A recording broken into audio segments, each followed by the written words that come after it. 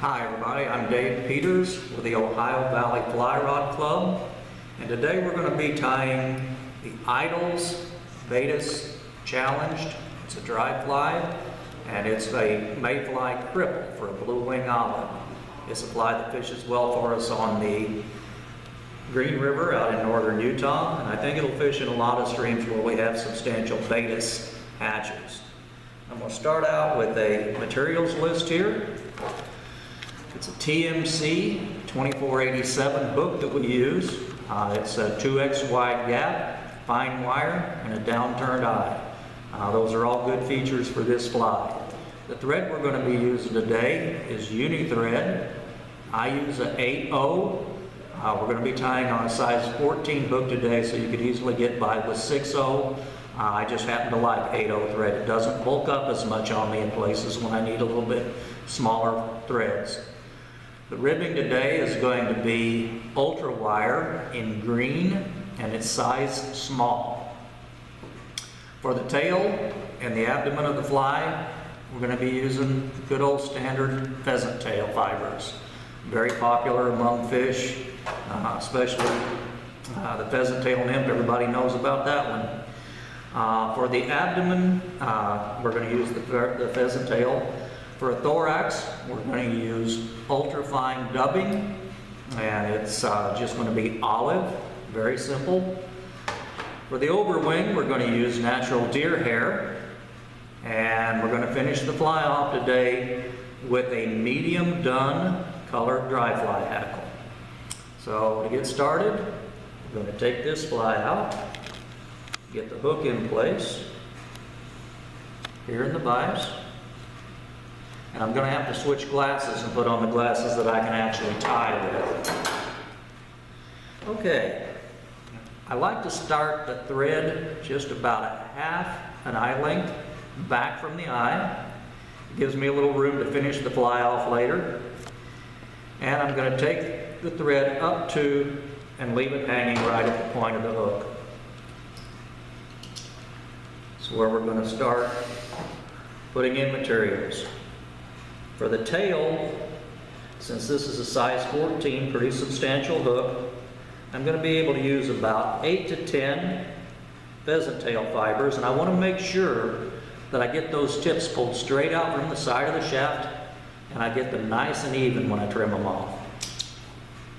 There we go, those look pretty good. I'm going to tie them in with 3 pinch wraps, and then just bind them down, make sure they're in good shape. There we go. And get rid of the portion we don't need here.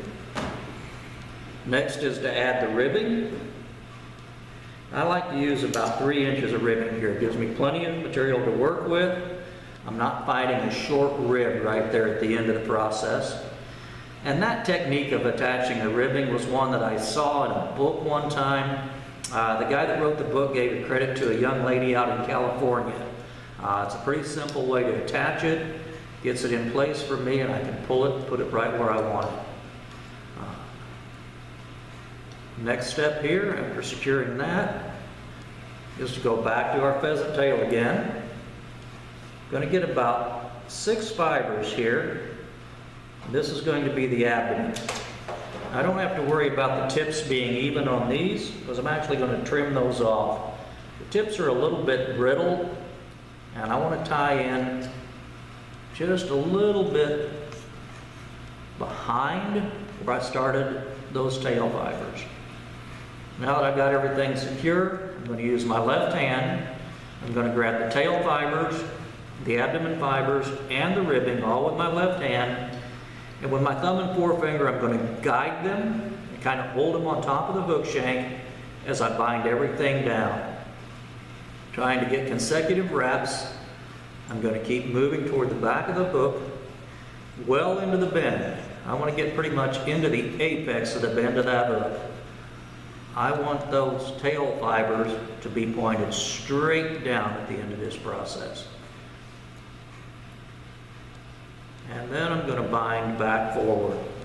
And as I come forward here, I'm just kind of watching my thread, and I'm trying to build a nice even taper from the tail in the bend of the hook all the way forward on the abdomen. I'm going to leave the thread hang right there. I'm going to reach back, grab my body. And this abdomen fiber, I'm just going to hold with my right hand and slowly, avoiding the point of the hook, begin to wrap the abdomen forward.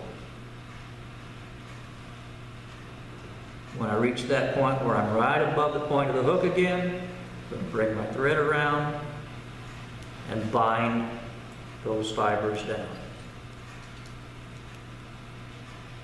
Remove the unused portion and rib forward with the green ribbing, making nice consecutive wraps, coming forward,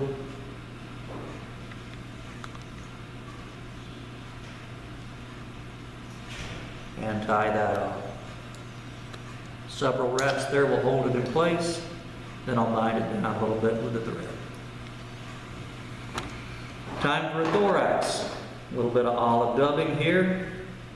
And I tend to dub lightly onto the thread and then maybe make a few more wraps. Other guys sometimes like to dub a little heavier, make fewer wraps. That's just about enough. Get a nice olive thorax here.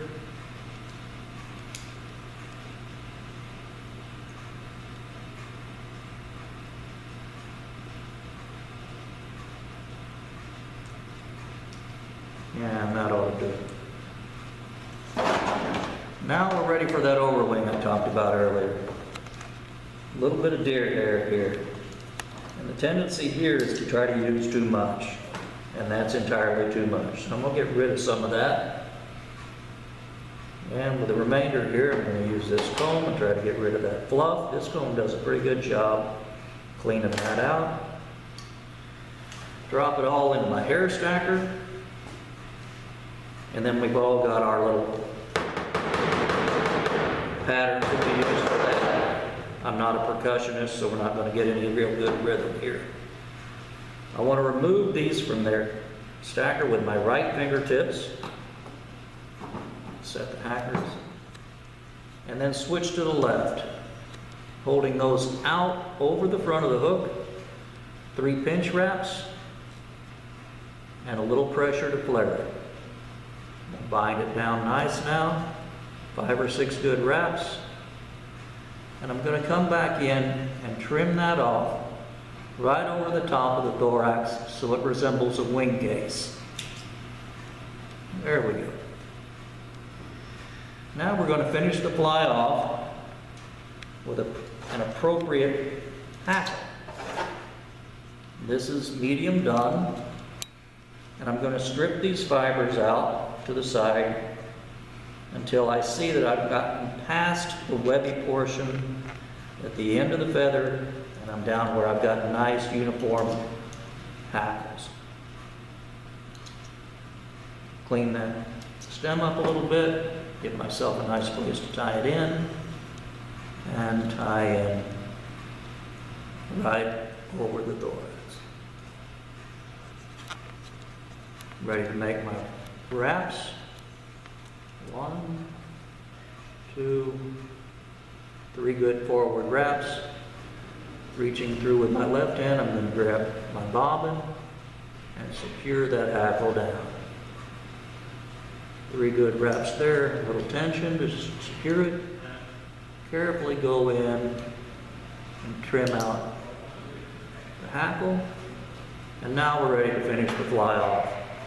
You can kind of see with that overwing sticking forward over the eye of the hook that it's really going to be difficult to get your whip finishers in there. The guys that whip finish by hand are going to struggle.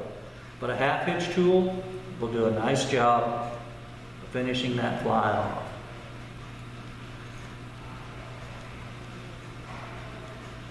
Couple of half hitches here and then a double. Go in, trim my thread. And there you have Idyl's Challenged Baetis. It's a great blue wing olive cripple pattern. Fishes really well for us, and I think when next time you guys are out on a stream somewhere and you see some blue wings coming off, give it a shot.